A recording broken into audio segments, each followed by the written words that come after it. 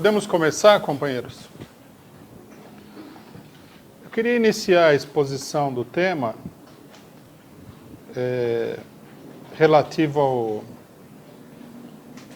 aniversário do nascimento do Marighella e sobre a ditadura militar, chamando atenção para a pertinência do tema para a situação política atual. Porque, para muita gente, o tema da ditadura militar pode parecer um tema do passado, história. Afinal de contas, o golpe militar foi dado em 64, né?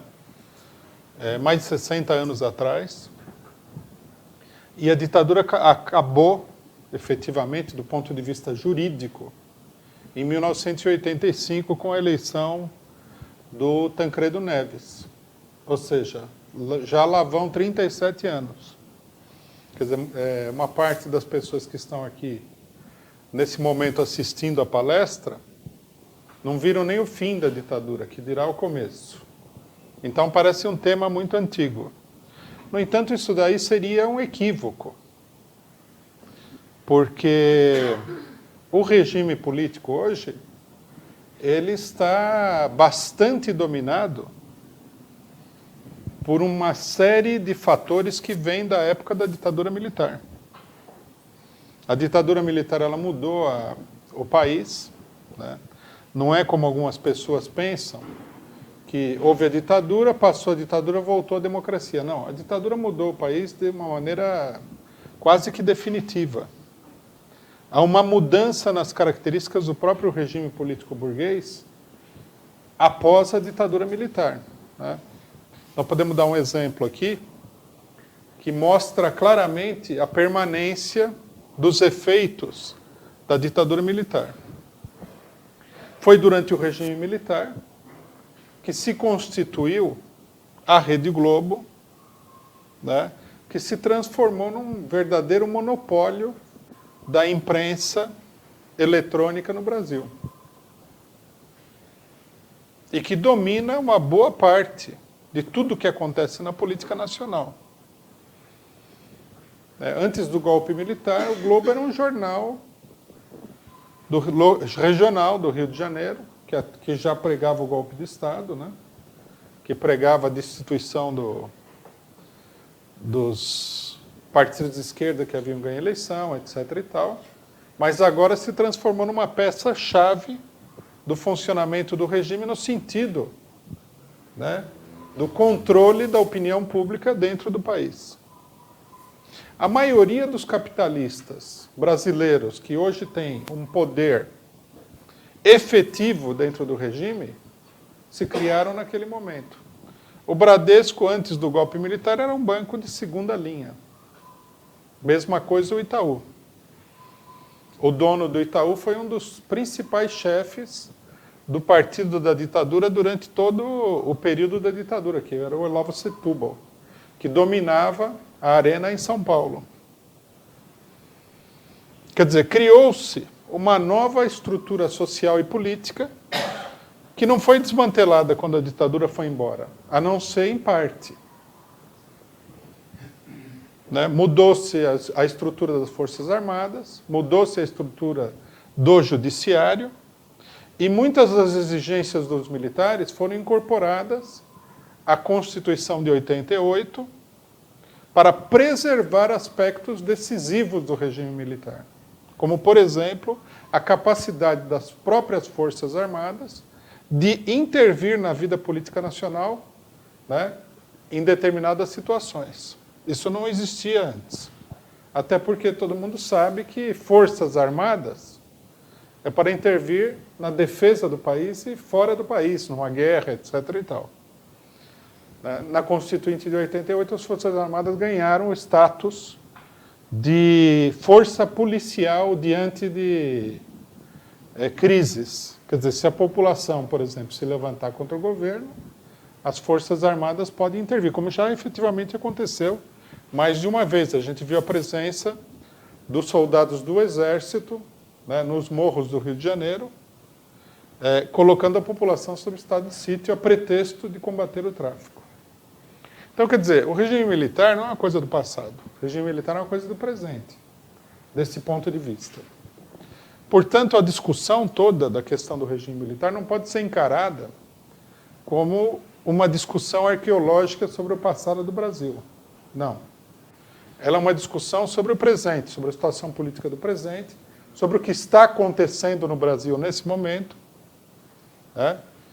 E ela tem uma pertinência muito grande. De um outro ponto de vista, eu acho que é importante assinalar isso também, e nós vamos tratar amplamente desse problema aqui. Nós estamos vendo nesse momento no Brasil que, passada toda a etapa, né, de estabilização desse regime político após 88, com a crise que está se estabelecendo, nós vemos a volta de uma polarização que foi típica do período que antecedeu ao golpe militar de 64. Né? Tudo que nós estamos vendo no último período aqui, os ataques contra o PT e tudo mais, eles são uma manobra ensaiada, bem conhecida da direita, infelizmente, ao que tudo indica, esquecida pela esquerda, da operação que levou ao golpe militar de 64. Nós vamos tratar desse problema mais para frente. Então, quer dizer, queria chamar a atenção de todos que nós não estamos discutindo problemas do passado, nós estamos discutindo problemas do presente. Além de discutir, logicamente, um pouco da vida desse militante importantíssimo que foi o Carlos Marighella. Bom, entrando diretamente no assunto da palestra, uma coisa que chama atenção no debate do último período é o seguinte: nós vamos falar do Carlos Marighella. Marighella foi, durante um longo período, né, vamos ver aqui, aproximadamente 30 anos, um dos principais dirigentes do PCB stalinista. Ele não era um militante de base. Né? É importante que a gente entenda isso daí. Ele foi, durante muito desse período, membro do Comitê Central, e ele foi o principal dirigente do Comitê Estadual do PCB em São Paulo. Um dos mais importantes do Brasil. Por que eu estou chamando atenção para esse fato? Eu estou chamando atenção para esse fato porque uma semana e pouco atrás, quando a gente estava discutindo a morte do Niemeyer, do arquiteto Niemeyer, surgiu um debate na imprensa, suscitado pela direita e pela esquerda, de que o Niemeyer ele era um stalinista. Né? E tanto segundo a direita como segundo a esquerda, o stalinismo é uma espécie de mancha cósmica na vida da pessoa. Se a pessoa foi stalinista, você não poderia destacar nada de bom nele. É alguma coisa assim como que perverteria a pessoa de maneira irremediável. Então, eu acho que esse tema, em primeiro lugar, ele deve ser discutido até para esclarecer, limpar o terreno nesse problema aqui. Né? E porque ele também envolve uma questão metodológica chave, na minha opinião, que é o problema de como devem ser encarados os problemas políticos. O que se nota nessa avaliação do Niemeyer, ninguém falou nada do Marighella, logicamente. Se nota nessa avaliação do Niemeyer, de que ele era stalinista e de que seria um erro exaltar o Niemeyer como grande arquiteto, maior arquiteto brasileiro, etc. e tal, porque ele era stalinista, o que se nota é a substituição de um juízo político por um juízo de tipo moral. Quer dizer, seria mais ou menos assim: o stalinismo é mau, como se fosse uma coisa do demônio. Se você esteve associado com o stalinismo, você é mau. Você é do demônio. Né? Assim funciona na religião. Se você se envolver com alguma coisa demoníaca, até, né, determinadas interpretações da religião até concedem que você poderia salvar a alma da pessoa que se envolveu com o demônio. Outros acham que se você ultrapassar 2 centímetros a faixa que divide o terreno divino do terreno demoníaco, acabou, está perdido. Seu destino final é o inferno, seu pacote está selado. Não adianta. Não adianta ir no correio e tentar retirar o pacote e mudar o endereço, porque você vai para o inferno. Então, esse tipo de manifestação, ela deve ser combatida. As pessoas, elas são seres humanos. Elas vivem no mundo concreto, no espaço e no tempo. Elas vivem dentro das experiências políticas da sua época. Né? A política é um processo sempre de evolução. Há pessoas, por exemplo, que apoiam o regime de direita. Pela experiência, a pessoa se convence que tudo aquilo é errado, vira para a esquerda. Quer dizer, não há esse julgamento definitivo, esse julgamento do pecado, né, do crime religioso, etc. e tal. Isso é totalmente falso. Isso em primeiro lugar. Em segundo lugar, todos nós sabemos que na política também há muitas maneiras de ser alguma coisa. Por exemplo, o PCB foi sempre stalinista. Que eu saiba, nunca o PCB renegou Stalin. Até hoje, o que sobrou do PCB, reconstruído e reformulado, também continua achando que Stalin foi um grande dirigente político, nunca renegou. Todas as pessoas que militaram no PCB, de uma maneira ou de outra, acreditavam nisso daí. Agora, uma coisa que muita gente não considera é o seguinte: o PCB, por isso precisa conhecer também a história do próprio país. O PCB, ele englobou quase que 90% da intelectualidade brasileira no século XX. As pessoas não têm ideia dos nomes intelectuais que foram militantes ou simpatizantes ou colaboradores do PCB. Ninguém tem ideia. O Niemeyer não é um caso isolado. Niemeyer é considerado, e corretamente, um dos gigantes da arte brasileira no século XX. Mas uma pessoa já muito mais consagrada que o próprio Niemeyer, que é o Portinari, também era do PCB. O Portinari, inclusive, ele não era uma pessoa que ajudava o PCB. Ele foi vereador pelo PCB.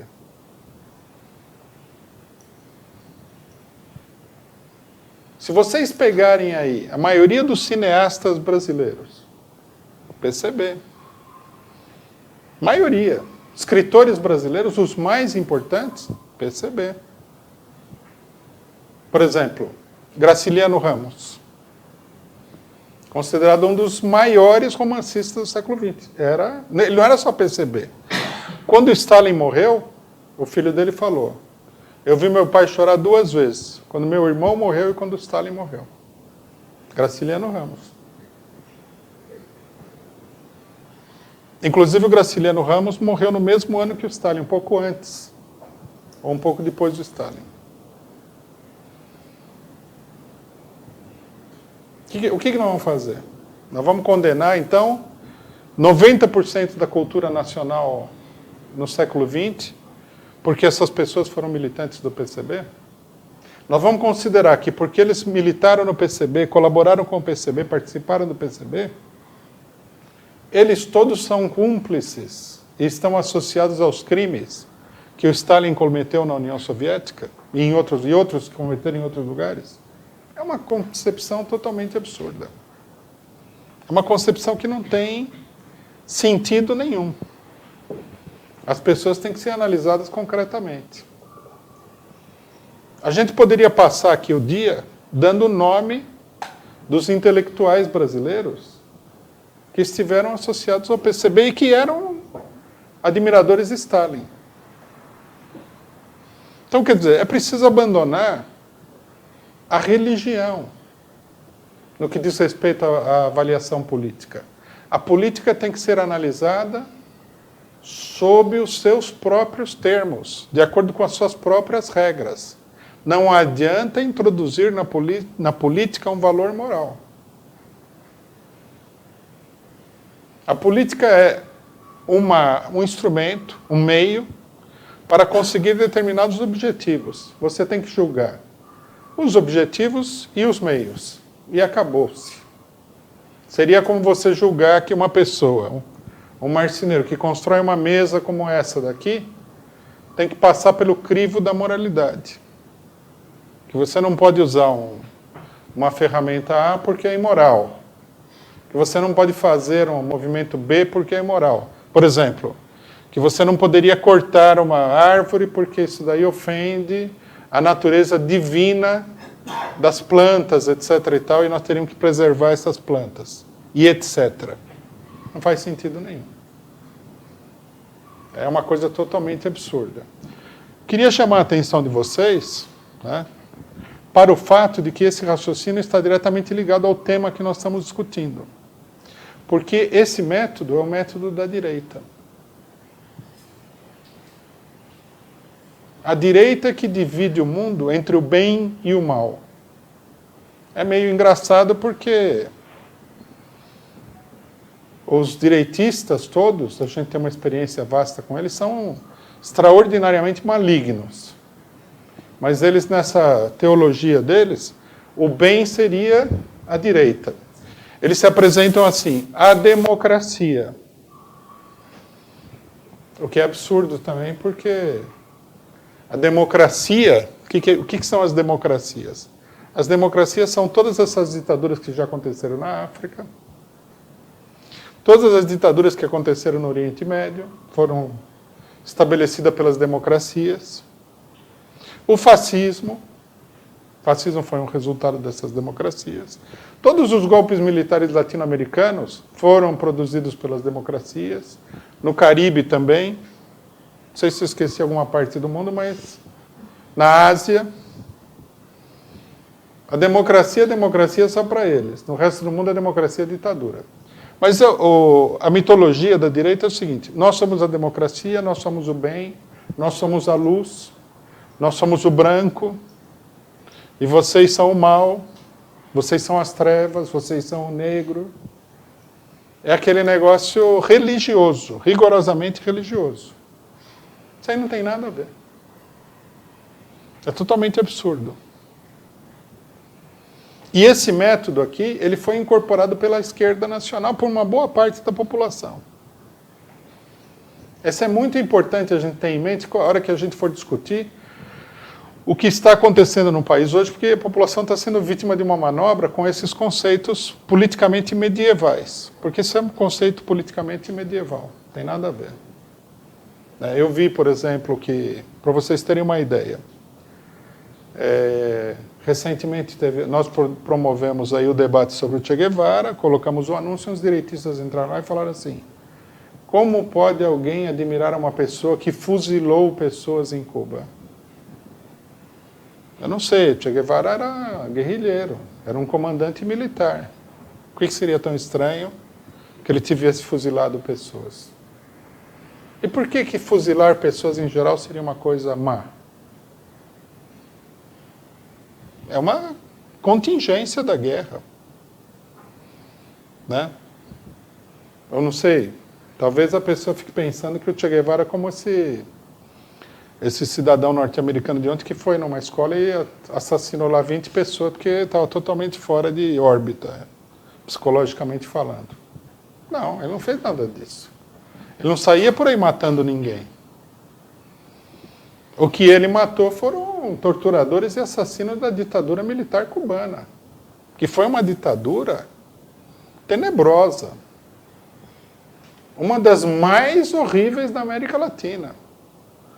Em Cuba, que na época devia ter 5 ou 6 milhões de habitantes, mataram 20 mil pessoas, pô. E torturaram muito mais do que mataram. Então, chega na hora durante o confronto, né, o próprio Che Guevara falou, os fuzilamentos que foram feitos foram uma exigência do povo cubano. Lógico que foram. Lógico que foram. Se a população, em geral, fica indignada porque um cidadão roubou um dinheiro público, imagine com um cidadão que torturou uma mulher, torturou um jovem, brutalmente. Claro que foi uma exigência do povo cubano. E se eles não tivessem feito justiça com os torturadores mais em evidência, a própria população acabava se revoltando contra eles. Havia todo um clamor por isso. Então, quer dizer, um julgamento de tipo moral. Eu vi outra pessoa falar o seguinte, que os comunistas, eles matam as pessoas simplesmente porque discordam. Nós estamos aqui, tá certo? Aí uma pessoa faz uma pergunta para mim, eu não gosto, tiro o 45 e pá, mato ela. Oh, é uma loucura isso daí. Quer dizer, vocês estão vendo, é uma mentalidade de caça às bruxas, de obscurantismo, não tem nada a ver. A coisa não tem nada a ver com outra. Segundo lugar, nós vamos voltar nesse tema depois. Segundo lugar, o que realmente foi o stalinismo? O stalinismo foi muita coisa. Primeiro nós temos que considerar o seguinte, o stalinismo não foi apenas e tão somente um surto de loucura de um ditador de filme. Não foi isso daí. O stalinismo foi um dos fenômenos sociais mais importantes do século XX. Por exemplo, as pessoas que falam do stalinismo nesse modo assim religioso ignoram, por exemplo, que os partidos comunistas, sob o controle do stalinismo, eles somavam dezenas de milhões de militantes. Não é que era um ditador ali fazendo loucura com meia dúzia de pessoas. Não, não se trata disso, não. Então, uma segunda confusão, digamos assim, que a gente tem em torno desse problema, é o problema do stalinismo. Nessa visão fictícia, religiosa, caricata do problema, o stalinismo seria assim como um grupo de fanáticos, um grupinho ali que matou um monte de gente, fez maldades inacreditáveis e tal. Isso é totalmente falso. A primeira coisa que a gente tem que levar em consideração é que o stalinismo foi um gigantesco movimento social, um dos mais importantes fenômenos políticos de todo o século XX. Não é que ele fosse uma loucura de meia dúzia.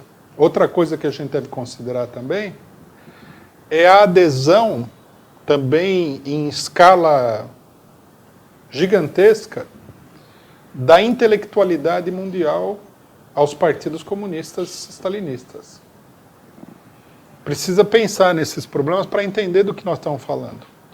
Não são só os intelectuais brasileiros que eram do Partido Comunista. São os intelectuais de toda a América Latina, de todo o Caribe.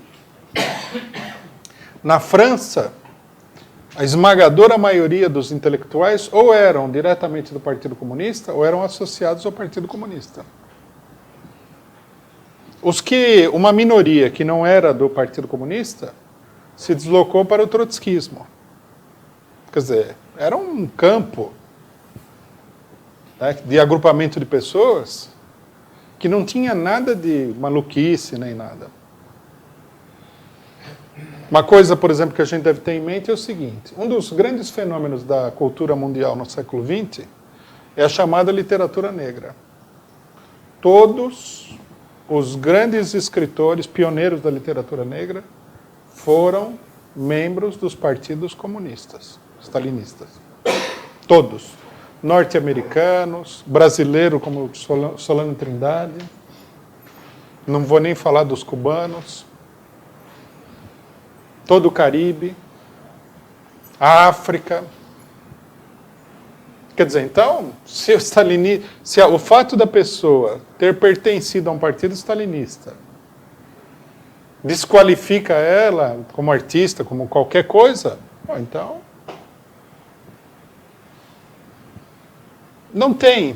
A cultura do século XX ela evaporou. Até uma boa parte da política de esquerda do século XX, ela desaparece do mapa. Dá para perceber que isso é uma coisa religiosa, porque é uma concepção extraordinariamente sectária. Você se isola no gueto do nada. Considerando que tudo que está relacionado ao stalinismo é uma coisa monstruosa e negativa. É a própria definição de sectarismo, isso daí. Esse tipo de pensamento. Por exemplo, Che Guevara. Che Guevara também.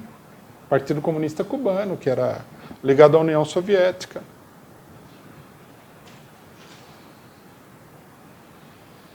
Não tem sentido, já como ideia. Né? Uma outra coisa que a gente precisa considerar, que muita gente não considera porque o sectarismo e a religião, elas vivem fora do tempo e do espaço. Você vê que, por exemplo, um dos grandes problemas da religião, durante toda a era moderna até hoje, qual que é? Que a pessoa se apoia em livros sagrados, né, supostamente sagrados, que eles consideram sagrados, que foram escritos em tempos imemoriais, né? E esses escritos sagrados, eles não conseguem se adaptar à evolução da humanidade. Aí vem, por exemplo, antigamente o cidadão achava que o Sol girava em torno da Terra, que é uma coisa mais ou menos óbvia, se você confiar no que você está vendo. Para quem não conhece nada de uma interpretação científica, a Terra está parada, porque ninguém vê ela se mexer, você não sente o balanço, não faz curva, nem nada, não é? E o Sol começa do lado de lá, se mexe e vai para o outro lado. Por que não acreditar nisso? A maioria dos textos sagrados foi escrito quando todo mundo acreditava nisso. Só que depois uns italianos lá chegaram à conclusão de que não era assim, era o contrário. Né? A Terra que está se mexendo em torno do Sol. Mas aí como é que você faz? Revisão do texto sagrado? Porque o texto sagrado foi inspiração divina, naquela época lá. No tempo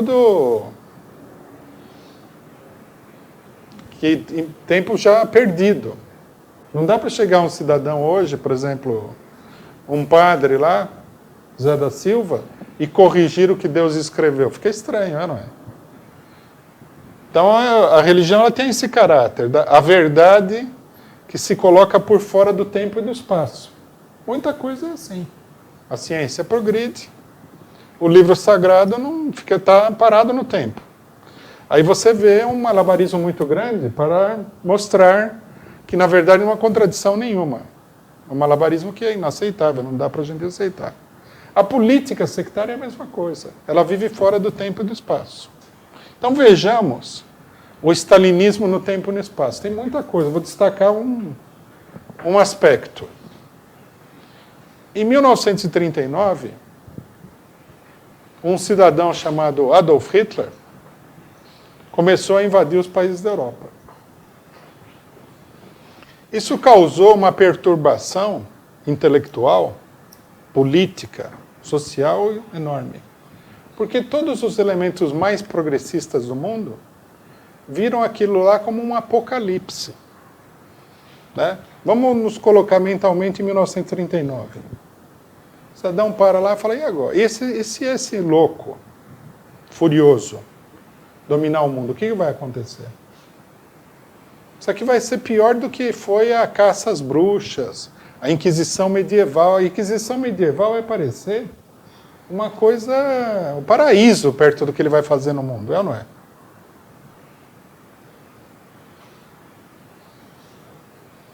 Era assim que o pessoal pensava.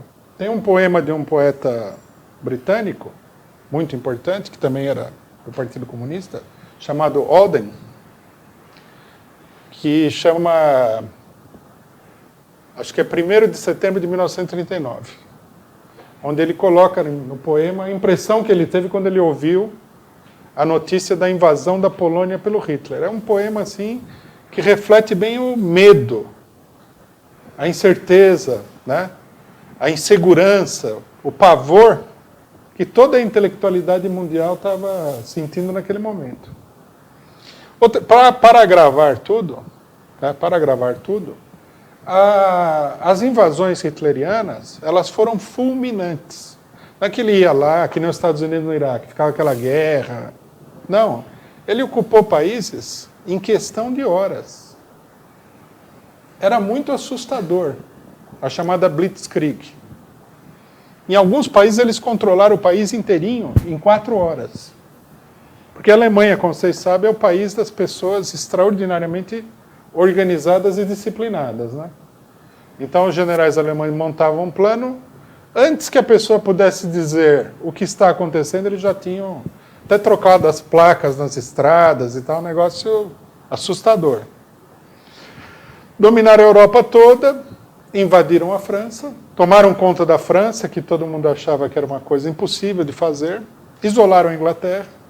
Quer dizer, o mundo ficou na mão de um louco psicopata, perigoso, furioso, com as ideias mais extraordinárias. Na Alemanha estavam queimando livros e cometendo todo tipo de atrocidade que a gente possa imaginar, perseguindo os judeus de forma violentíssima. Então o mundo ficou aterrorizado com aquilo. Aí o que acontece? Em 1941, o Hitler decide a sua jogada fundamental, invadir a União Soviética. É importante a gente ter em mente o seguinte, quando o Hitler decide invadir a União Soviética e começa a invasão, todo mundo apoia ele. É mentira que os ingleses ficaram contra, que os norte-americanos ficaram contra. O Papa Pio XII rezou uma missa pela vitória dos exércitos alemães na União Soviética.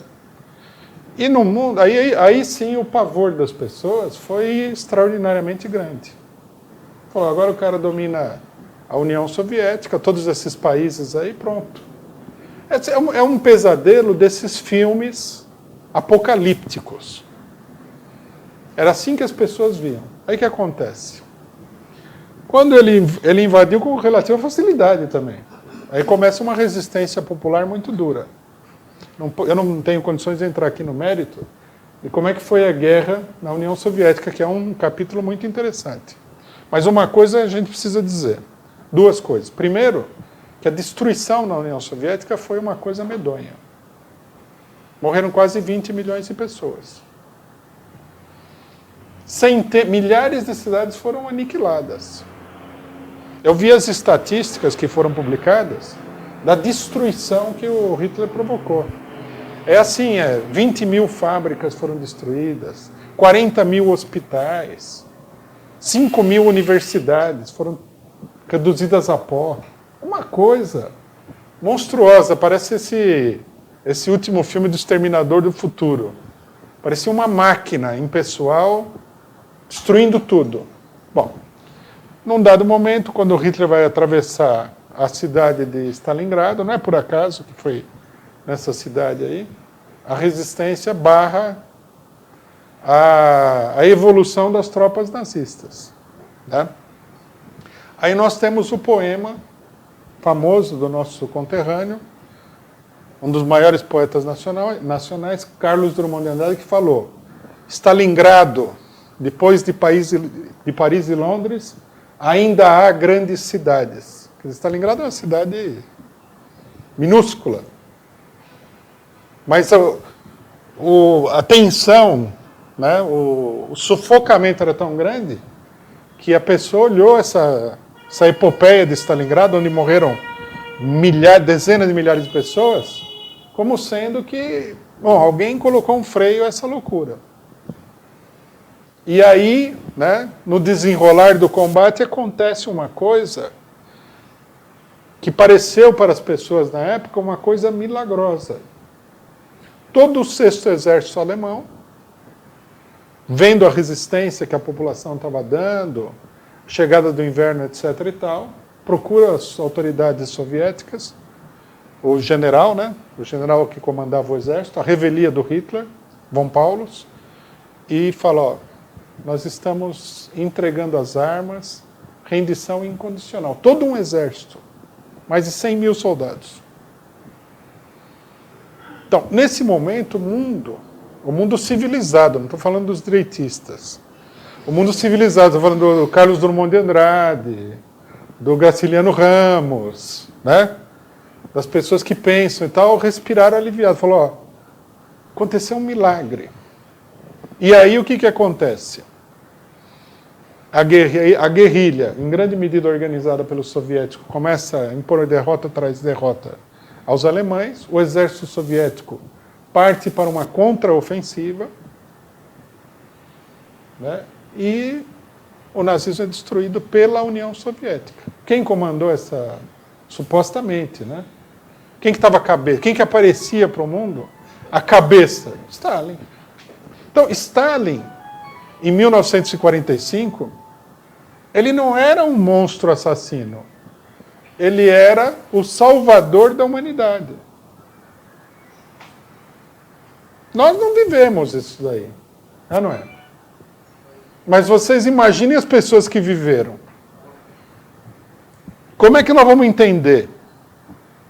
Porque uma pessoa se transformou em stalinista sem levar em consideração esse fato. Eu poderia dizer muita coisa para mostrar que a avaliação das pessoas estava errada. Que não foi o Stalin. Que o Stalin mais contribuiu no sentido negativo do que positivo. Poderia falar muita coisa. Poderia, posso.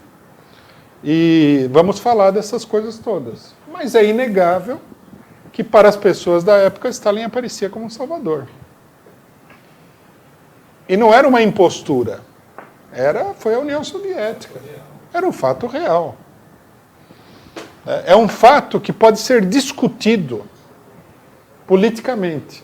Mas não há dúvida que foi a União Soviética que derrotou o nazismo na Europa. Que fez refluir a marcha disso que aparecia como uma monstruosidade. Você vê esse livro do Tolkien, que virou filme, O Senhor dos Anéis? Tolkien era um católico inglês, né? Esse livro é uma percepção que ele tinha da Segunda Guerra Mundial. Os exércitos do mal, que ele era católico, logicamente que o Hitler seria o exército do mal. Até a gente aqui, se estivesse na época, era capaz de acreditar que fosse o exército do mal mesmo. Né? Porque era monstruoso. Era muito ruim. Tanto que a população de todos os países se levantou. Houve guerrilha e revolução por tudo quanto foi lado. Então, se nós queremos entender por que uma pessoa é stalinista, tem que pensar nessas coisas. É um equívoco? É um equívoco. Na minha opinião, é um equívoco. Mas é um equívoco que você tem que compreender as raízes racionais que ele tem. Não dá para atribuir a uma maluquice. Não dá para atribuir a maldade de ninguém. Niemeyer, Marighella e muitos outros, centenas, milhares de intelectuais brasileiros, não foram stalinistas porque eles tinham sede de sangue e queriam matar todo mundo lá, não sei aonde. É absurdo, uma concepção absurda. Quer dizer, os fatos têm que ser analisados no espaço e no tempo, e não na quinta dimensão. Numa dimensão imaterial, onde se trava a luta cósmica entre o bem e o mal. Porque o bem e o mal não existem, não existe o bem, não existe o mal, não existe a luta cósmica.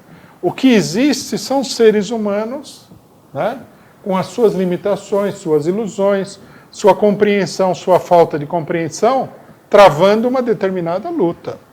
É isso que existe. E mais nada. Tá certo? Isso é importante porque senão não faz sentido tudo que nós vamos falar do Marighella aqui. Porque o Marighella, ao contrário de outras pessoas, Che Guevara e tal, o Marighella foi stalinista mesmo. Ele era um membro do aparato stalinista. Quer dizer, ele não era um membro do miolinho stalinista. Mas ele era um membro ativo da organização stalinista, inclusive responsável por algumas coisas tipicamente stalinistas que fez o PCB no Brasil, como, por exemplo, a perseguição aos trotskistas em São Paulo. Quem demoliu, né, numa luta encarniçada e numa luta com uma série de golpes baixos, o trotskismo em São Paulo foi Marighella. Esse é um fato da biografia dele. Por exemplo, para vocês terem uma ideia de como a gente não é iludido quando a gente está discutindo esse problema, é importante lembrar o seguinte: quando o Hermínio Saqueta foi expulso do PCB em São Paulo pelo Marighella, o PCB, né,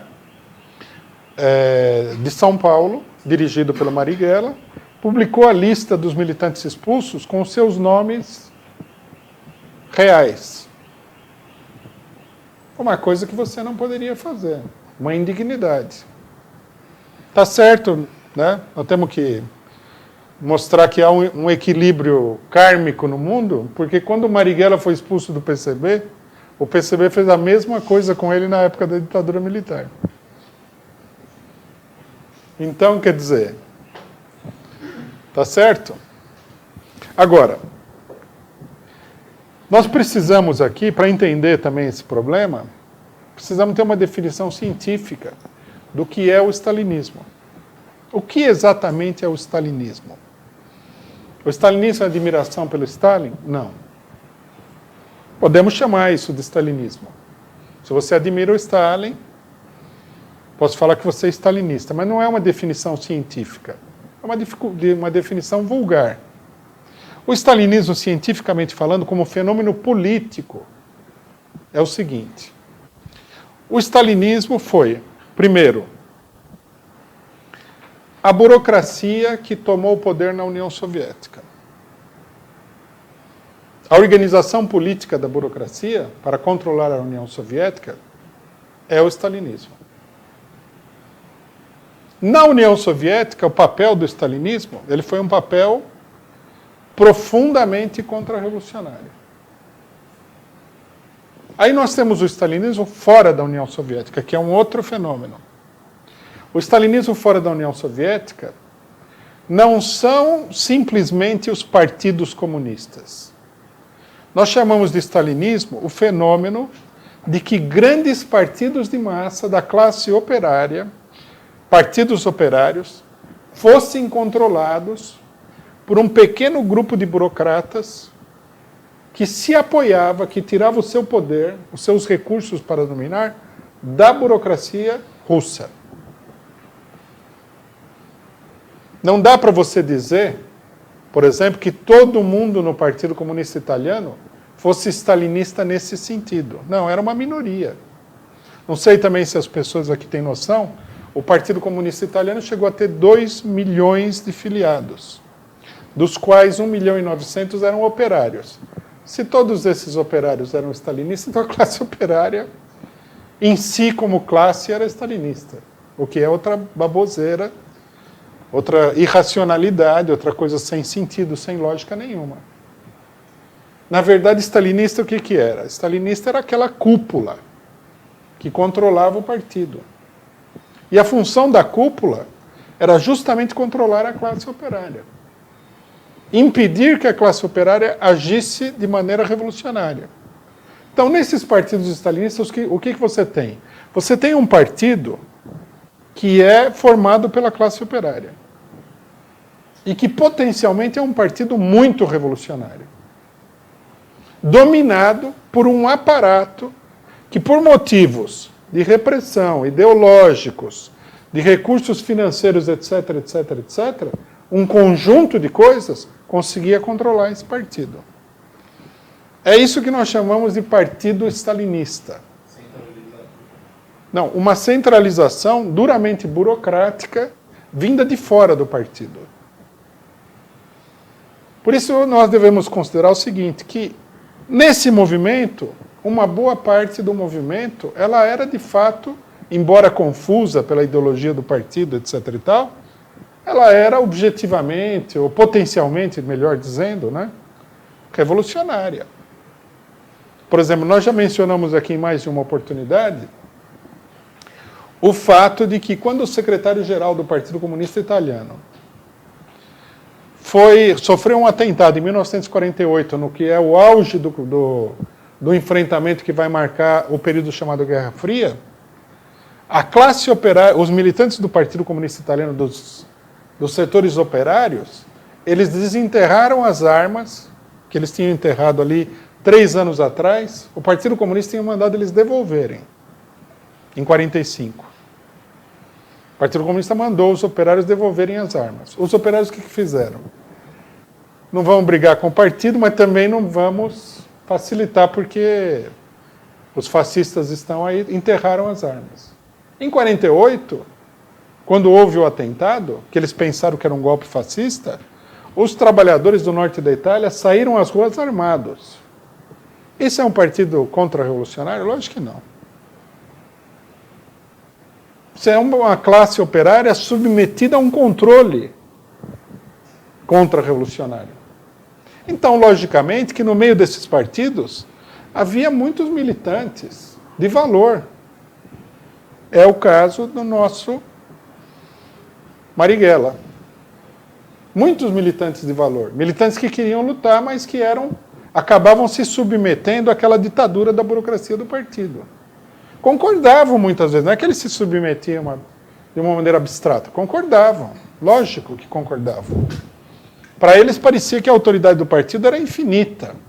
Se Stalin falou, falou. Se a pessoa que derrotou Hitler falar uma coisa e eu não atender, também eu sou meio louco. É assim que a pessoa pensava. Muita gente destaca a fidelidade religiosa ao Stalin. Mas a fidelidade religiosa ao Stalin é porque ele aparecia realmente como um grande líder mundial. Você vê que tem muita gente tem adoração pelo Lula. O Lula não fez nada. O Lula, o máximo que ele fez aí foi o Bolsa Família, faz discurso, né? Dirigiu umas greves aí, foi pelego na greve, não fez nada. E muita gente adora ele, porque ele parece o salvador da pátria. Imagine a pessoa que salvou o mundo inteiro do nazismo. Ó, tem que ter senso de proporção para pensar os problemas, senão fica uma coisa absurda. Tá certo? Então, Marighella entrava nesse caso aí. Marighella foi militante clandestino do PCB durante muitos anos. Ele era uma pessoa extremamente ativa, ele foi parlamentar na Constituinte, né? Participou de toda a política de colaboração do PCB, enquanto ele achou que o negócio ia para frente, que estava certo, que era um progresso. Fez muita coisa típica do stalinismo, de dar golpe no adversário, de ir lá e tomar uma posição numa greve que era prejudicial aos trabalhadores, porque o partido tinha dito A, B e C, não há dúvida nenhuma, tá certo? Mas, depois de 1964, ele rompeu com o PCB. E ele rompeu com o PCB por um motivo muito claro. Porque ele considerava que o PCB era uma organização política totalmente paralisada. Totalmente paralisada. Que não tinha reagido ao golpe de 64. E não servia para nada, em última instância. Só servia para falar, fazer discurso e mais nada. Em 1953, ele foi uma das pessoas que ficou muito abalada com a revelação dos crimes do Stalin, que ele realmente não tinha noção. Todo mundo sabia que o Stalin tinha reprimido a oposição, mas eles achavam que era uma coisa natural ter reprimido a oposição. Trotsky, por exemplo, que era oposicionista, foi transformado para o militante do PCB num demônio. Aí também, era a luta do bem e do mal.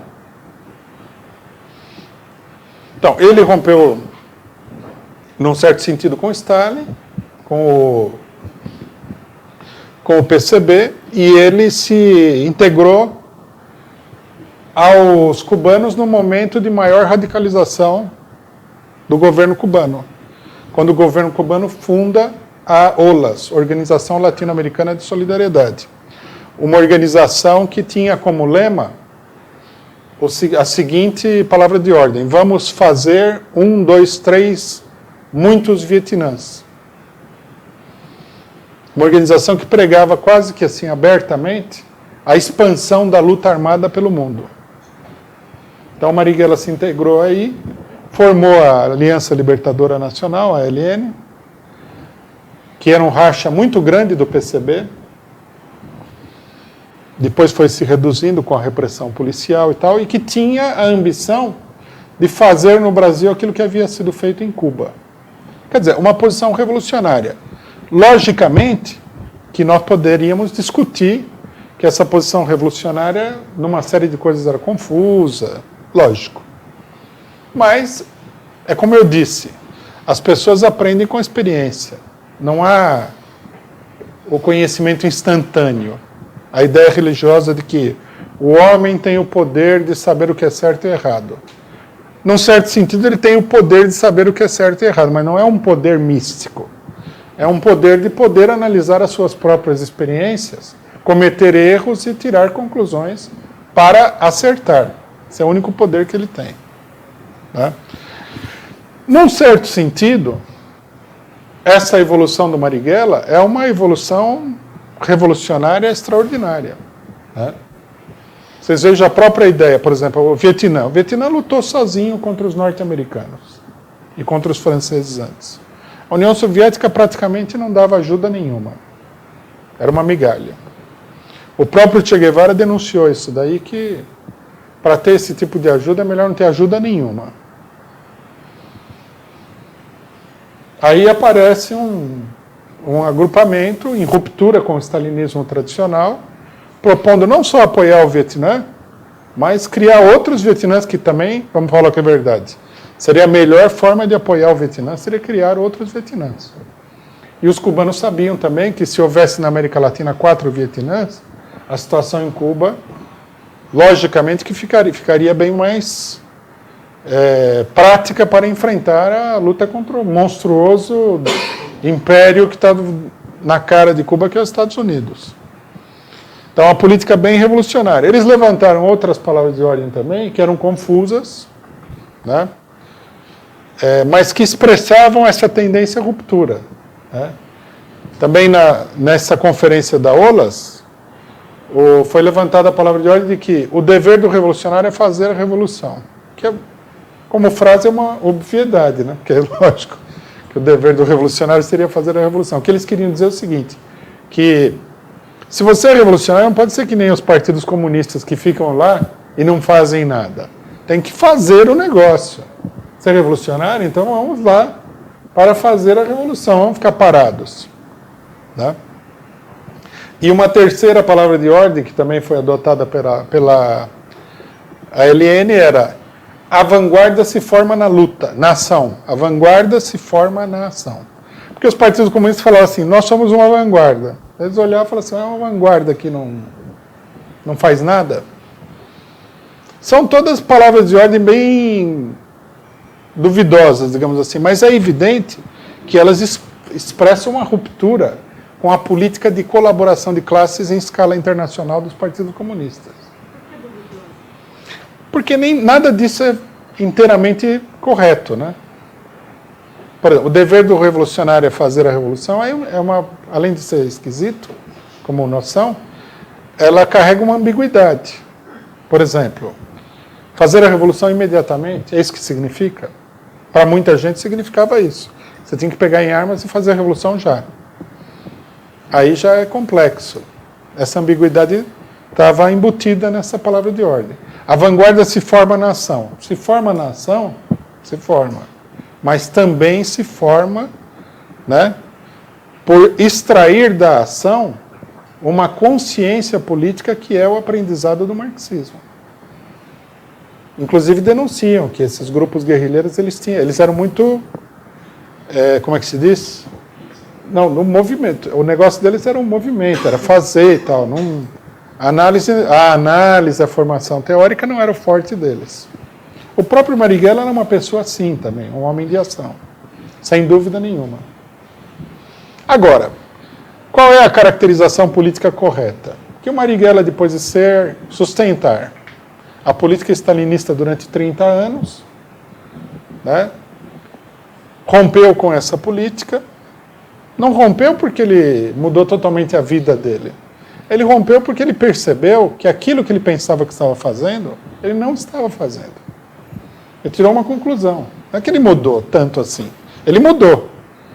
Mas não é que ele falou, não, eu passei 30 anos fazendo coisas erradas.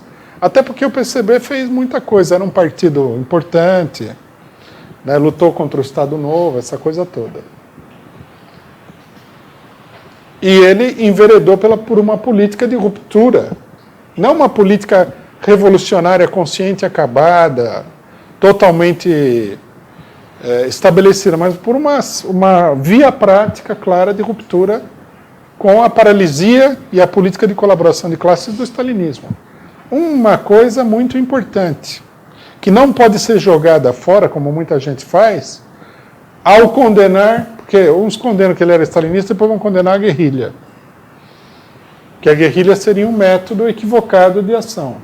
É uma coisa que deve ser discutida. Certamente que havia equívocos.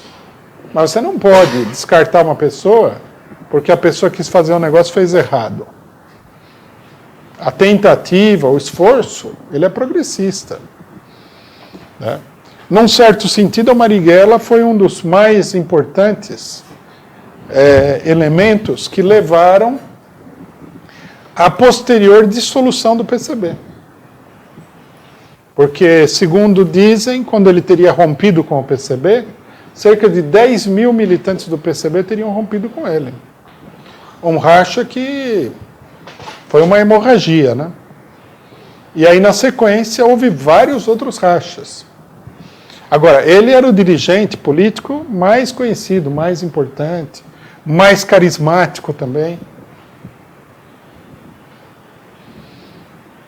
Uma coisa que deve ser dita também, porque quando a gente avalia a política, nós temos que lembrar que, numa determinada medida, pode não ser um absoluto, como muita gente acha, mas também não é uma coisa que você possa dispensar como acham outros.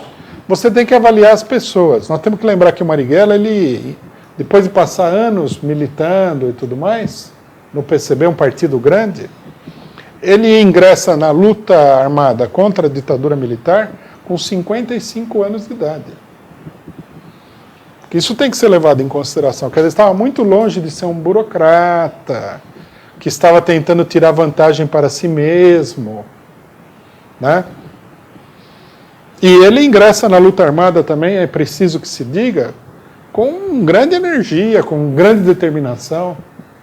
Logicamente que há muita coisa que se fala sobre a guerrilha brasileira, que era desorganizada, essa coisa toda. Bom, nós estamos no Brasil, o que a gente vai fazer, né? Mas ele era uma pessoa determinada, ele não era uma pessoa que fez uma guerrilha só para dizer que estava fazendo guerrilha. Tem esse caso. As ações da ELN foram espetaculares, né? O assalto, eles fizeram vários assaltos a banco, assalto ao trem pagador. Dizem que eles recolheram 3 milhões de dólares na época, em assaltos. O Marighella era uma pessoa determinada, um homem de ação. Testemunho desse fato é o famoso livro dele, que é um dos livros da literatura brasileira mais conhecidos no exterior, que é o Manual do Guerrilheiro Urbano. Eu não sei se todo mundo aqui sabe, mas o Manual do Guerrilheiro Urbano é o livro sobre guerrilha mais lido, mais conhecido e mais estudado no mundo, inclusive em várias academias militares. É um livro que expressa bem a personalidade do Marighella. Não há considerações gerais, e as considerações dele são muito práticas. Como é que você organiza um atentado, como é que você derruba um negócio, como é que você... O que o militante tem que saber, que habilidades ele tem que ter para poder entrar na guerrilha, etc. É um manual prático. Produto do fato de que ele era um antigo militante do PCB, em mais de uma oportunidade. O PCB tinha tido que se armar, tinha se armado. O PCB tinha um grande contingente de militares. Foi o Partido Comunista do mundo que mais teve militares nos seus quadros, foi o PCB. Né? Vários militares importantes, inclusive. Luiz Carlos Prestes, Agildo Barata, Nelson Werneck Sodré. E vários quadros do PCB lutaram na Guerra Civil Espanhola. Alguns foram para a Europa durante a Segunda Guerra Mundial, até na FEB, a FEB estava cheia de militantes do Partido Comunista. Então era tudo, o pessoal tinha uma formação militar bastante extensa. E o Marighella recolheu essa experiência e condensou nesse livrinho, que é um livro muito famoso mesmo. Né?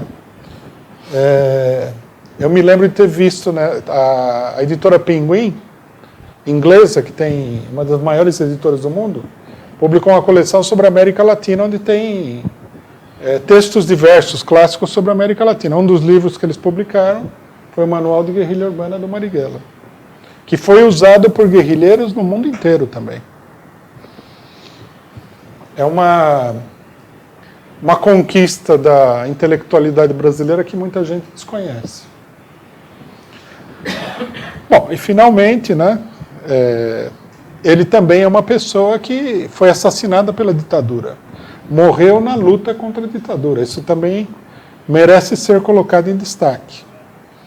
O Marighella, se a gente for comparar, né, apesar de que ele morreu cedo, não teve tempo de desenvolver, a guerrilha fracassou e tudo mais, ele, na verdade, é o Che Guevara ou Fidel Castro brasileiro. Né?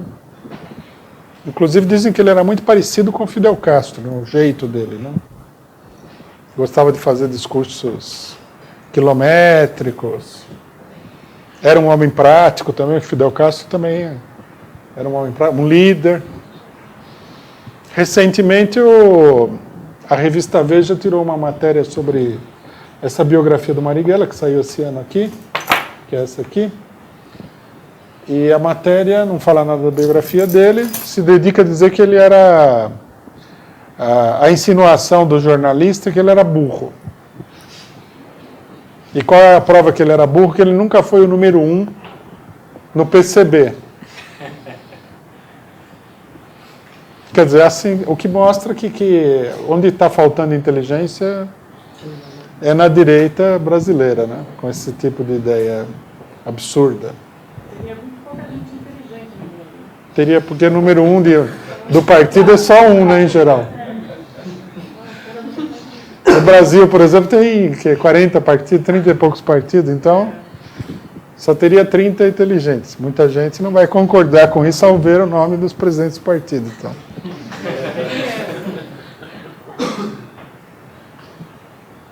Pode falar, já que nós estamos aqui, dá para... Rui, e a crítica que os partidos que reivindicam o trotskismo fazem ao foquismo? Você está falando de um guerrilheiro e muitas organizações que não fariam esse debate que está fazendo, porque o Marighella seria um foquista. Como é que você explica esse foquismo? Então, o foquismo, o problema do foquismo e da guerrilha em geral, primeiro tem que ser visto, como eu falei, politicamente. Eu acho que é um erro você colocar aí um rótulo, né? Foquismo, e condenar a pessoa com esse rótulo. Acho que é errado. A teoria do foco é uma teoria equivocada. Tal e como o Che Guevara estabeleceu, é equivocada. A teoria. Né? Por exemplo, a ideia de que você pode montar um foco em qualquer lugar e esse foco se expandir como um incêndio e tal, ela, assim colocada, é errada. Pode até acontecer isso. Mas não é uma teoria que você possa aplicar assim, sem mais nem menos. Em primeiro lugar, é uma teoria equivocada. Segundo, entre a teoria e o problema da guerrilha e do foco há uma distância. Porque uma pessoa formula uma teoria do foco. Nem todo mundo está fazendo aquilo que a teoria diz. A pessoa muitas vezes está fazendo uma coisa distinta. Tá certo?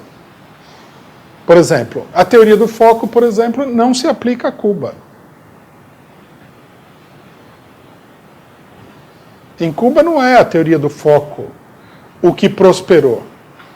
Você percebe? Quer dizer, há uma teoria, mas nem todo mundo que está na luta guerrilheira está reproduzindo aquela teoria. Então vamos...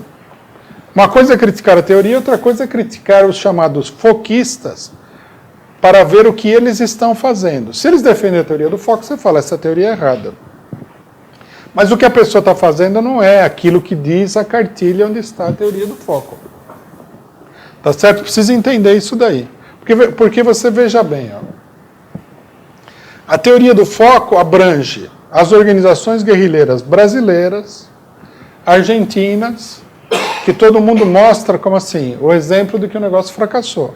Mas também a teoria do foco abrangeria Cuba, tudo isso aqui é equivocado, Nicarágua, El Salvador, Colômbia, México. Tá certo? O problema da luta guerrilheira é um problema complexo. Não pode ser, como é que se diz? Catalogado e dispensado sob o título de foquismo. Não pode. É complexo e é difícil. Por exemplo, Lenin escreveu sobre o problema da guerra de guerrilhas. Lenin. Não Marighella, nem o Che Guevara. Lenin. E ele explica que o problema da guerrilha é um problema complexo. Primeiro, que é um método auxiliar, que é um método importante, que não dá para evitar em muitas situações, que não dá para evitar os erros, portanto, você perder todos os militantes, se envolver com infiltração policial, ele fala disso tudo. Fez uso da luta guerrilheira, depois da Revolução de 1905. Então, quer dizer, eu acho que você ser esquemático e trabalhar com formulazinhas fechadas em política é um problema. Então, o que eu diria é o seguinte, a gente deve condenar a teoria do foco como sendo uma teoria muito unilateral. Você forma um foco de guerrilheiro, vai sair uma revolução? Não. Não é assim que funciona o negócio em geral. Agora, a realidade vai além da teoria do foco. E você tem que observar a realidade. Também não vale o argumento de que a guerrilha foi esmagada, papapá. Também não vale, porque quanta gente não foi esmagada com outros métodos de luta também. Não foi só a guerrilha que foi esmagada. Então teria que ser submetido a um debate. O debate teria que incluir o quê? O amadurecimento dessa luta guerrilheira. Começa sempre, é um negócio difícil. Pode prosperar? Isso teria que ser avaliado. Existem condições para que a luta guerrilheira prospere? Por exemplo, no Brasil, o problema pior que a gente tinha é o seguinte, a luta guerrilheira no Brasil, ela segue uma política equivocada. Por exemplo, se fosse para lançar a luta guerrilheira, teria que ser lançada antes de 64. Para lançar na melhor oportunidade, teria que ser lançado antes de 64. Tanto que alguns setores, já vendo a Revolução Cubana, pensaram, né, e até namoraram com a ideia da guerrilha. Por exemplo, as ligas camponesas, que pregavam a guerrilha e defendiam Cuba. Esse famoso líder paraibano das ligas camponesas, que estava ligado ao Teixeira, Pedro Teixeira, não é? João Pedro. O homem marcado para cabra marcado para morrer, ele era do PCB e ele estava envolvido nesse esforço. As ligas camponesas tinham como ideologia, embora não desenvolvessem amplamente, a ideia da luta guerrilheira. Naquele momento em que havia um ascenso revolucionário, a deflagração da luta guerrilheira no campo tinha, não sei se estaria certo, eu estou só formulando uma coisa agora na discussão, não é que eu estou formulando uma estratégia política, pensando no assunto. Naquele momento teria mais possibilidades de se desenvolver do que a partir de 69, quando caiu o governo Costa e Silva. Porque são etapas muito diferentes. Fala. Então, apesar disso, temos inclusive da colocação no contexto da guerrilha do Araguaia, que inclusive é muito bom contar. Até porque, até onde eu sei, a guerrilha do Araguaia foi descoberta nos anos 70, 71, entregue pelo Cavanchão. Né? E já tinha toda uma mobilização, já uma coisa ali dentro do Araguaia, tanto é que tiveram que colocar 9 mil militares lá para acabar com 27 guerrilheiros, né? Que na verdade não eram 27, você tinha todos os camponeses já organizados dentro da organização. Ou seja, e um dos grandes erros da esquerda revolucionária nessa época foi não ter enxergado o Cabo Anselmo, né, que já tinha dado várias provas de ser um agente infiltrado, e não, né, até onde eu sei, em Recife ele acaba tomando, em 69, 70, recebe a informação do movimento no Araguaia e passa isso aos militares, que a repressão começa no Araguaia em 71. Quer dizer, se você tem uma conjuntura, isso que eu penso faz tempo, você tem uma conjuntura onde as operações revolucionárias urbanas conseguem detectar, fosse mais organizado, conseguem detectar esses infiltrados, junto com o processo que está ocorrendo, né? Porque dentro da Constituição do Julião, desse povo todo, é que se o movimento do Araguaia não é descoberto até 74, eles teriam condições de implantar um movimento que minimamente hoje estaria tipo a Farc, né, no oeste brasileiro. Se você tem essa junção, será que os fatos não seriam outros? Então, esse é o problema, né? Porque a guerrilha do Araguaia, ela começa no período mais fundo do refluxo do movimento operário, o período em que a ditadura está mais estabilizada, né? O normal é se você vai lançar uma iniciativa como essa, o normal é lançar essa iniciativa no momento de debilidade do adversário, né?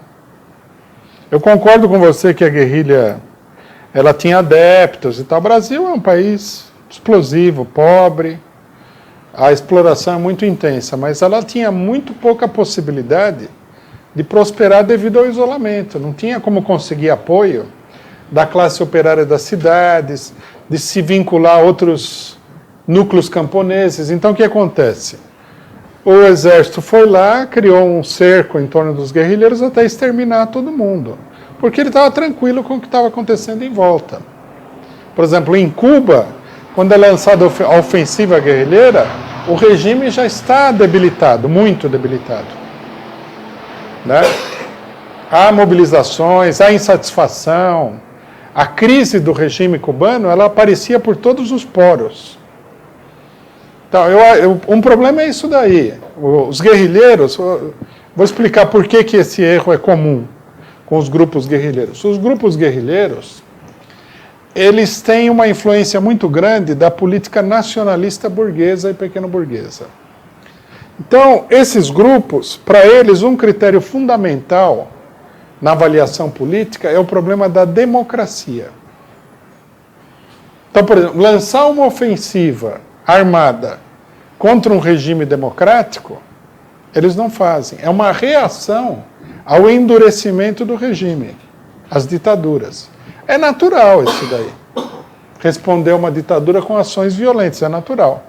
Mas é errado, porque nem sempre a ditadura é frágil o suficiente para você prosperar com uma iniciativa dessas.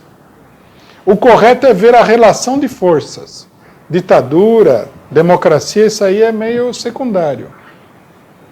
Né? Por exemplo, aqui alguém fala que, nesse livro aqui, o autor do livro fala que era uma loucura do PCB lançar acho que ele fala disso do PCB, que eles cogitaram com a luta armada em 48, 50, 51. Então fala assim, lançar uma ofensiva contra um governo eleito pelo povo. Não, eleito pelo povo não quer dizer nada. O que quer dizer é o seguinte, está forte ou está fraco? Tem apoio ou não tem apoio? Você vê, é uma questão abstrata, moral. Foi eleito pelo povo? Não. Às vezes foi eleito pelo povo e cai. Tem nada a ver. O problema maior, eu acho que é isso daí. A gente pode ver que a iniciativa guerrilheira, ela é contra a ditadura, primeiro, e principalmente depois que a ditadura começa a se fechar, ficar mais... Depois do AI-5 que aumenta. Quer dizer, à medida que o regime endurece, né, e toma o controle da situação, acaba com a atividade sindical, fecha os partidos e consegue impor uma derrota total a essa oposição, Aí começa a guerrilha, quer dizer. Na verdade, assim, é como diz o dito popular, de fechar a porteira depois que a vaca foi embora. Acho que uma experiência também, né, bastante relevante na história da guerrilha mundial é a atual conjuntura que vive, por exemplo, o zapatismo. O zapatismo, né, no México. Tem um Estado sob controle, que é o Estado de Oaxaca, né, sob controle, o apoio do povo local, mas tem uma visão extremamente nacionalista de processo revolucionário. Embora tenha um apoio mundial por parte da militância do ativismo, né, mundial. Não conheço nenhum país onde haja militantes socialistas que não apoiem o movimento zapatista, né? Mas não avança, não sai daquilo, né? Não tem uma política de criação de um processo revolucionário. Nem nacional, de fato. Bem nacional. Não. E ela surge...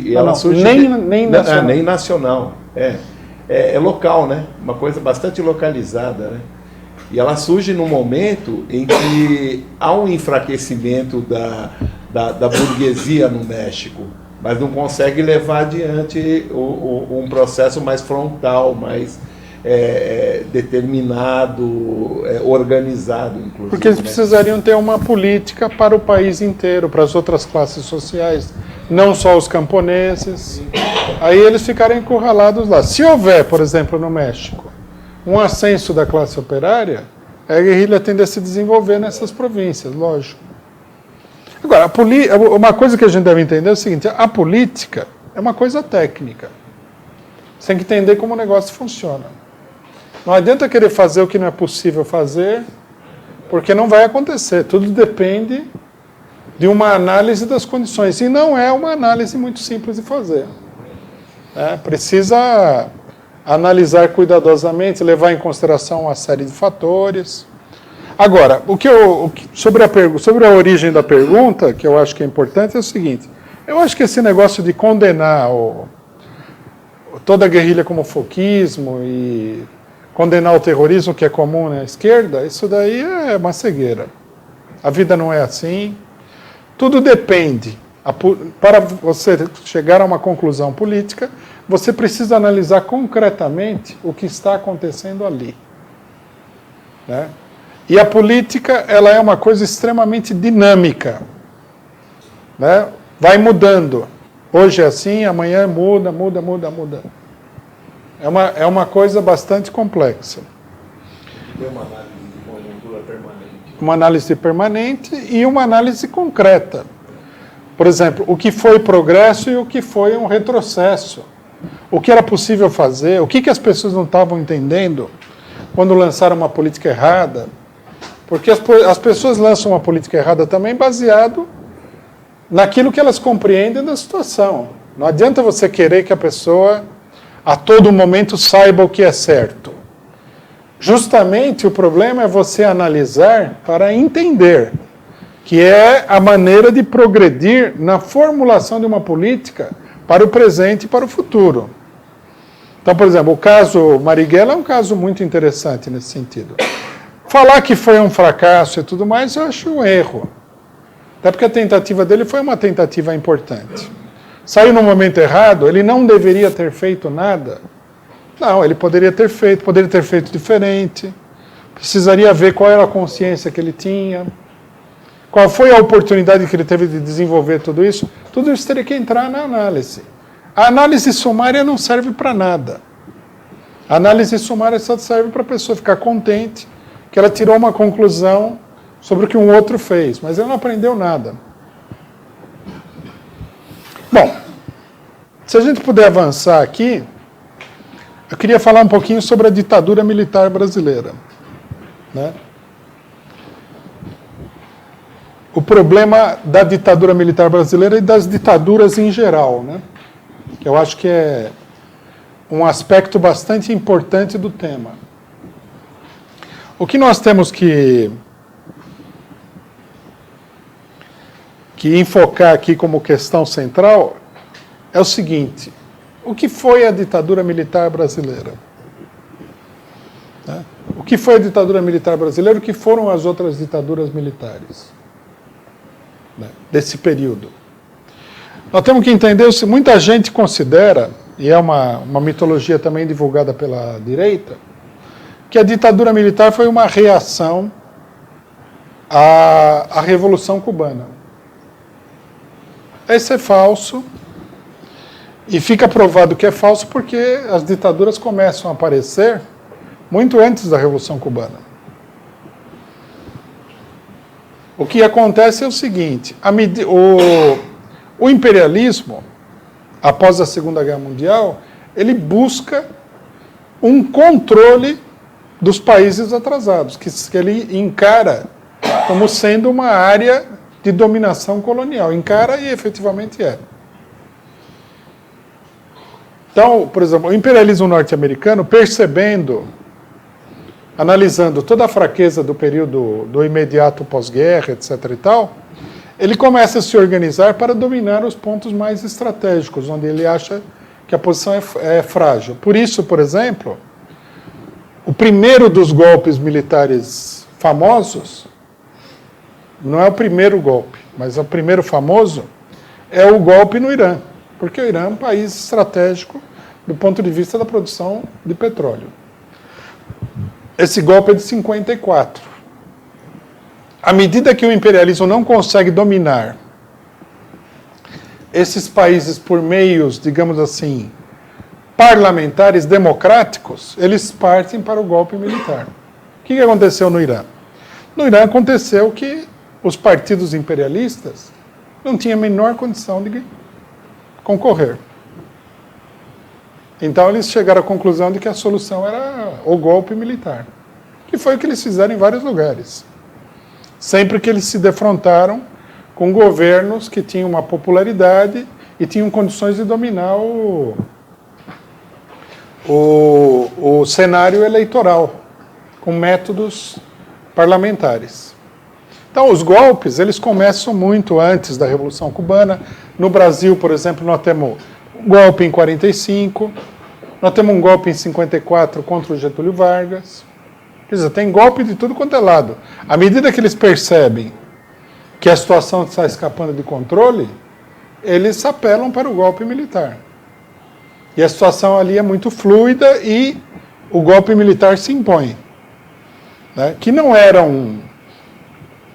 o golpe militar não vai aparecer depois, mas era uma parte integrante da política norte-americana. Fica claro, por exemplo, durante o governo Vargas, quando Vargas vai se eleger, que o Carlos Lacerda, que é o porta-voz da oposição ligado aos norte-americanos, ele fala o seguinte, que no caso do Getúlio Vargas, ele não deve, ele tem uma frase famosa que é a seguinte, não deve concorrer. Se concorrer, não deve ser eleito. Se eleito, não deve tomar posse. Se tomar posse, deve ser derrubado por um golpe militar. Quer dizer, não era inaceitável, né? Mas isso daí mostra que é uma balela, o negócio de que o golpe militar e tal é uma resposta à guerrilha, essa coisa toda. Não tem nada a ver no Brasil, não estava acontecendo nada, e eles já estavam com o golpe militar engatilhado.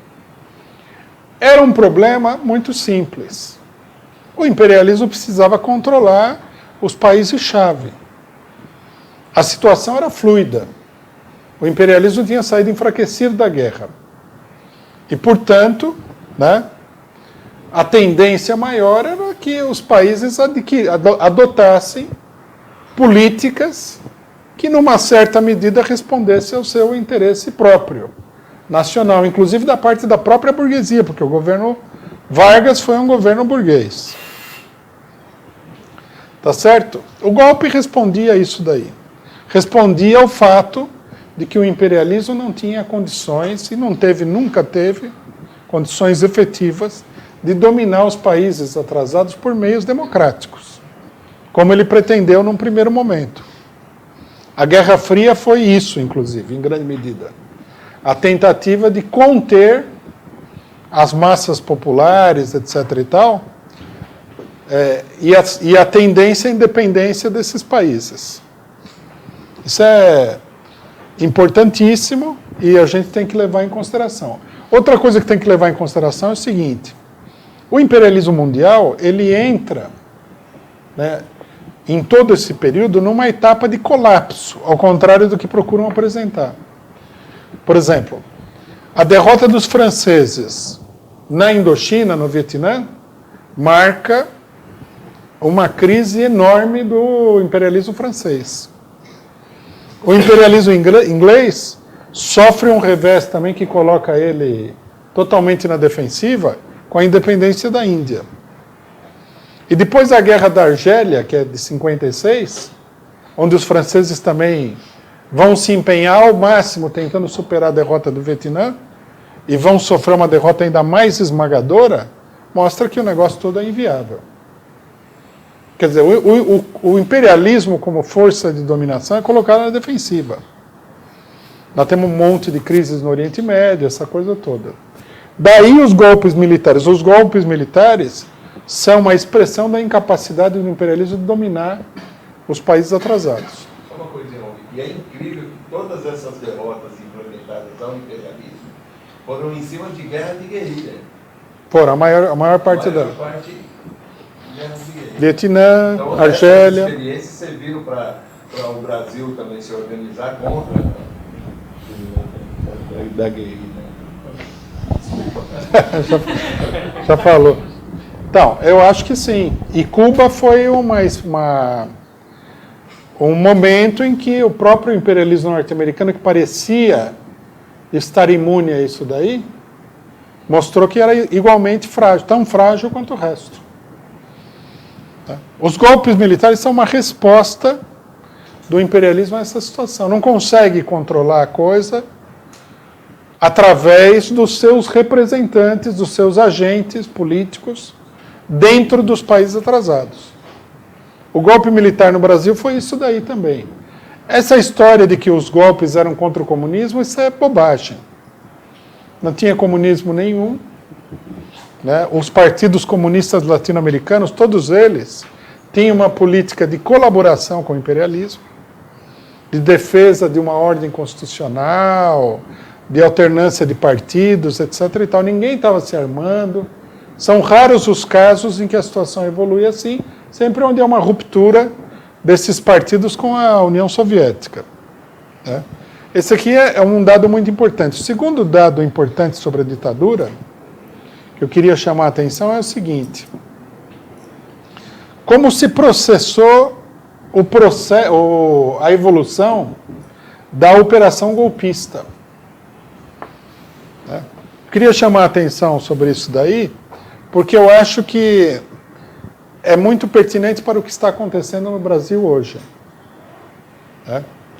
Por exemplo, em 1950, Getúlio Vargas, que já tinha sido derrubado em 1945, né?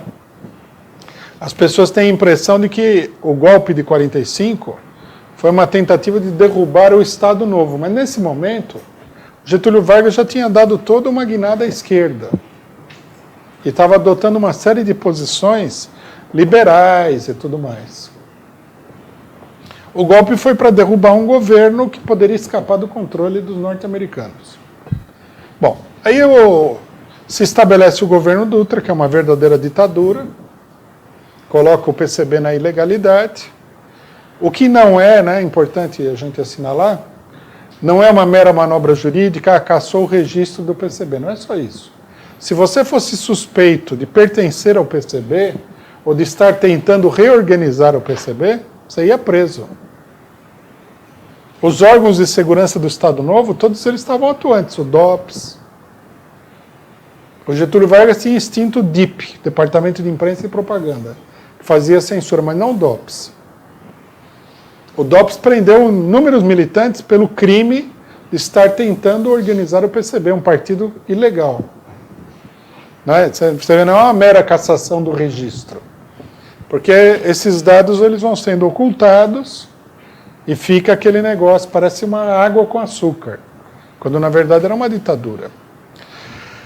Getúlio Vargas sobe ao poder, é eleito, né? Começa com uma política nacionalista, começa uma pressão enorme dos trabalhadores. Ele é eleito justamente porque há todo um deslocamento à esquerda na situação. E aí começa uma campanha da direita para derrubar o governo Vargas. A direita brasileira, ela pretendia estabelecer uma ditadura militar já em 1954, 10 anos antes. É que ela não foi bem sucedida. Senão ela teria estabelecido a ditadura aí. E como é que foi a campanha para estabelecer a ditadura e derrubar o governo Vargas? Vocês vão perceber claramente a analogia com a situação brasileira atual. Começaram uma campanha na imprensa controlada pela direita de corrupção contra o governo Vargas. Aí vocês vão perguntar o seguinte: o governo Vargas era corrupto? Era corrupto. Até porque, vamos explicar uma coisa que toda pessoa inteligente deveria saber. Não existe governo capitalista que não seja corrupto. Não existe. Na pior das hipóteses, na melhor das hipóteses, o governo vai ter que fazer um grande comércio de troca de favores para não ser derrubado pelo time adversário. Vai ter que dar verbas, etc. e tal, fazer favor, o que tudo é ilegal. Um governo bem intencionado, no mínimo, vai ter que fazer isso daí. Então, essa ideia de que o governo é corrupto é meio que falar que a chuva é molhada, o sol é quente. Não quer dizer nada isso aí. Por exemplo, eu leio nos jornais, eu vejo o pessoal falando assim: o PT caiu na cova comum dos outros partidos. Mas isso daí era absolutamente inevitável.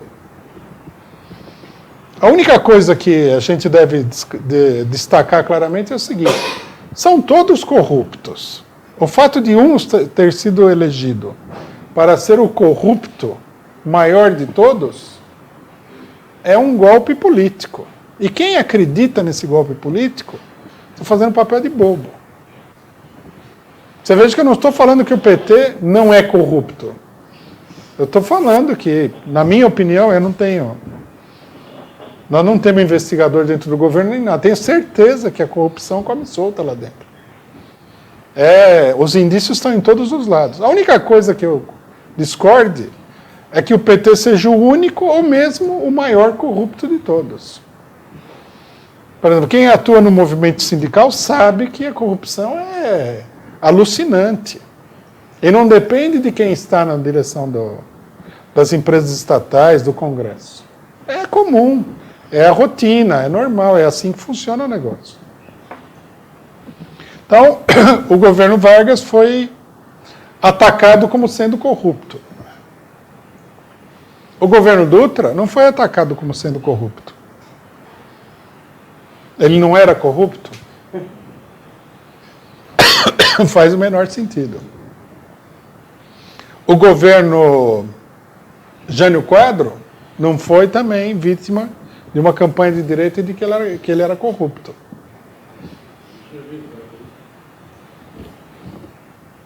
Quer dizer, a questão da corrupção é um golpe que é usado para colocar o governo contra a parede. Foi isso que fizeram com Vargas. Aí a crise foi escalando, a pressão foi aumentando, a crise foi escalando. Os militares começaram a tomar conta do poder e finalmente o Vargas foi pressionado a renunciar e se matou. E abriu-se uma crise gigantesca. Eles derrubaram também o vice do Vargas, que procurou colaborar com eles, mas não conseguiu, foi afastado do governo. E, finalmente, os golpistas tentaram impedir que a chapa vitoriosa na eleição, que era Juscelino Jango, tomasse posse. Aí uma parte do exército, dirigida na época pelo Marechal Lott, deu um golpe militar, derrubou o presidente da República, que era o Carlos Luz, e colocou como presidente o presidente do Congresso, que era o Nereu Ramos. E o Nereu Ramos deu posse para o Juscelino. Foi um golpe militar. Derrubou o presidente. Senão a direita teria dado o golpe e teria estabelecido a ditadura militar. Fizeram toda a campanha da corrupção, né? Campanha da corrupção, da subversão, da anarquia, do caos. E depois, quando veio a ditadura militar, o caos, a anarquia, a corrupção, foi a estratosfera, né? Por exemplo, Delfim Neto, na época... O pessoal fala que o governo Lula é o governo mais corrupto do mundo. Na época da ditadura, o Delfim Neto foi responsável por boa parte dos empréstimos que foram feitos para o Brasil, que levou o Brasil à falência, com aquela dívida externa monumental e tal. Ele era conhecido como ministro 10%, porque nenhuma transação era feita sem que ele recebesse 10%. A corrupção da ditadura era uma coisa inimaginável. O PT dizem que é 2%, então é Bem mais barato. Que o Banco do Brasil não fazia negócio se não desse os 2%. É 2%, né? Não, o Delfim Neto era conhecido como ministro 10%. Roubaram tudo também. Roubaram tudo. A roubalheira foi inacreditável. Todos os negócios que a ditadura fez, e foram negócios de altíssimo valor, todos eles têm comissão, corrupção. Itaipu, por exemplo, imagina a corrupção que teve em Itaipu. Imagina a corrupção que teve na construção de Brasília. Transamazônica. Transamazônica. O aeroporto aqui, a rodovia dos imigrantes. Esse dinheiro saía pelo ladrão, né? Os que estão acusando o PT de corrupção agora são esses que estavam lá na época da ditadura militar. É tudo uma farsa, o problema da corrupção. É preciso que se diga isso claramente, porque há todo um movimento político no sentido de levar a coisa para um golpe. Eu não estou querendo dizer com isso que o Brasil está ameaçado imediatamente de golpe. Precisaria haver mais indícios para falar uma coisa dessa. Mas que há uma tentativa de impedir o PT, que é o partido que mais tem voto no país, de governar, isso daí é absolutamente claro. O STF se transformou efetivamente no governo do país. No jornal Caos Operário, estão publicando uma entrevista com um dos juízes do STF, o Melo, Marco Aurélio de Mello, e ele fala que todas as decisões no país, em última instância, são do STF. Aqui é uma declaração absurda. O STF só tem decisão no que diz respeito à atividade deles. O poder mais... Isso aqui são coisas para embananar a cabeça da população. O único poder legítimo no Brasil é o Congresso. Por isso que ao Congresso é dado fazer as leis. A Constituição diz o seguinte: todo poder emana do povo e em seu nome será exercido. O poder que emana do povo e que exerce o poder em nome do povo, efetivamente, é o Congresso Nacional. Nem mesmo a presidência da República se encaixa nisso, embora ele seja também, o poder dele também emana do povo. Porque ele é um órgão executivo, ele deveria ser subordinado ao legislativo, que é o poder popular propriamente dito. É uma aberração que se introduziu dentro de um sistema representativo uma presidência que é uma monarquia eletiva. Agora querem que, dos três poderes supostos, o que não foi eleito por ninguém seja o que tenha o maior poder. Fica evidente a intenção de deixar de lado a representatividade como fonte de poder. A representação popular como fonte de poder. A fonte do poder agora é o quê? Uns ministros biônicos. Uma coisa que muita gente não sabe também, você vê na imprensa que a ignorância disso é total. Esse negócio de órgãos autônomos é uma aberração dentro de qualquer regime representativo. O poder tem que estar sob o controle do povo. Se admite, nós não admitimos tanto assim, mas se admite que, se você eleger um representante, o representante controla uma determinada instituição, indiretamente essa instituição está sob controle do povo. Porque ela está sob controle de uma representação eleita. Agora, uma instituição que não está sob controle de ninguém responde a quem? Exatamente. De onde emana o poder dela? É evidente que instituições minoritárias não eletivas são manipuladas pelos poderosos, por detrás do palco. O STF, por exemplo, é um poder não eleito que é manipulado pelos poderosos por detrás do palco. Não poderia jamais ter o poder de caçar os representantes do povo eleitos. Nem mesmo de condenar. Nada. Porque a pessoa não foi eleita para nada. Não é representação popular. Veja que nós estamos falando de um regime que não está muito longe de ser democrático. Mesmo nesse quadro, isso aí é um absurdo. Fala. Mas isso aí então é a nova, dentro de muita gente, é a nova estratégia de Washington, né? Você não precisa de tanque, agora você usa o judiciário, como em Honduras, como no Paraguai, né? Você vai utilizar o judiciário, né? Para poder fazer o... Paraguai, Egito, Argentina. Quem está servindo como árbitro é o judiciário. Isso começou na Argentina em 2001, quando não teve... Eles derrubaram 5 presidentes, acho que em 4 meses. Aí foi o judiciário que escolheu o presidente. Foi essa estratégia para tirar? Foi o Congresso. Não sei se o judiciário sacramentou, mas quem escolheu foi o Congresso. Aí até... Mas, por exemplo, o judiciário tem sido a arma de uma direita que na Argentina não tem voto de ninguém para tentar controlar o governo.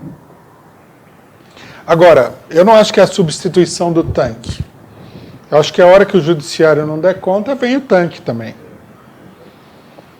Quer dizer, nós já ingressamos numa etapa... numa etapa onde há a tentativa de controlar o Estado por fora de qualquer deliberação popular. Mesmo uma deliberação popular viciada, deformada, fraudada, como é a eleição brasileira. É uma crise muito grande. Tudo isso está acontecendo porque os partidos de direita não ganham mais eleição. A crise da direita é muito grande.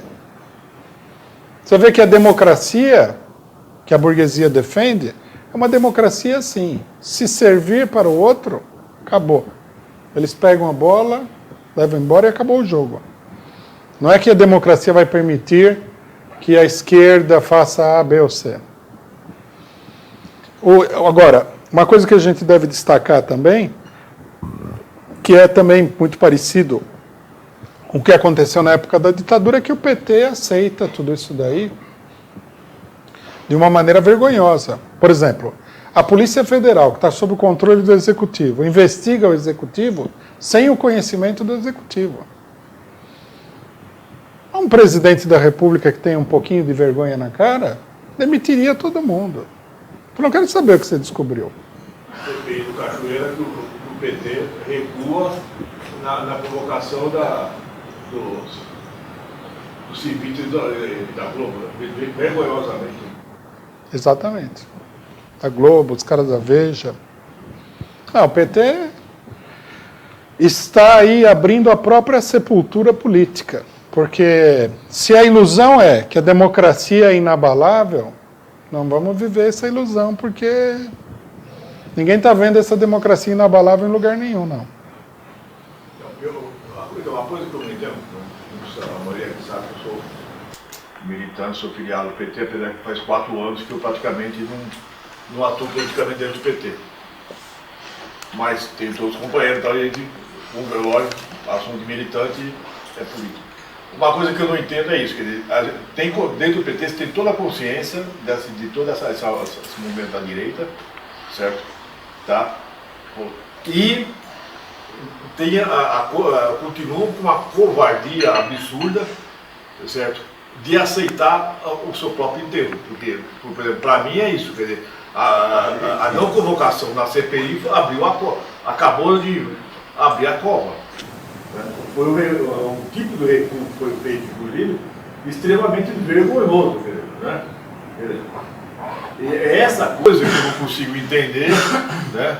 na direção do partido, até fui apoiador do atual ministro da Justiça, né, que me surpreende também, o cara é envolto em todo esse golpismo dos delegados ligados ao PSDB e fica lambendo botas lá, quer dizer, não sabe, quer dizer, estão preparando e engatilhando a arma para dar um tiro. E o pior é o seguinte, não envolve só o PT, né? Para mim, você está dando tiro em toda a esquerda, né? O problema maior é esse. Se fosse só o PT, eu não ia derrubar lágrimas. Mas eu sei que não é só o PT. Porque no golpe militar de 64, quem menos sofreu foi o governo. O João Goulart foi morar no Uruguai, numa fazenda dele. O Brizola foi morar no Uruguai também. Agora, os sindicatos, esses comeram, os dirigentes sindicais, os trabalhadores, os camponeses, os dirigentes da Liga Camponesa, que não tinham nada a ver com isso, comeram o pão que o diabo amassou. Foram esses que pagaram pela covardia dos de cima. Por isso que é pior a postura da esquerda agora, que está ajudando a fazer essa campanha. Sobre isso a gente precisaria falar um pouquinho também. Porque se no PT nós vemos aí uma política totalmente irracional, de quem está com... Eles estão colocando a confiança na colaboração com as mesmas pessoas que acabaram de colocar o segundo mais importante líder do PT na cadeia por 40 anos.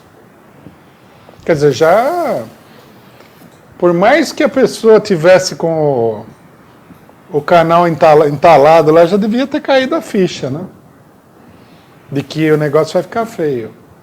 E todo mundo vê que agora eles querem o número 1, né? Que o Lula tem que aparecer, que o Lula tem que responder e tal. O mais inteligente.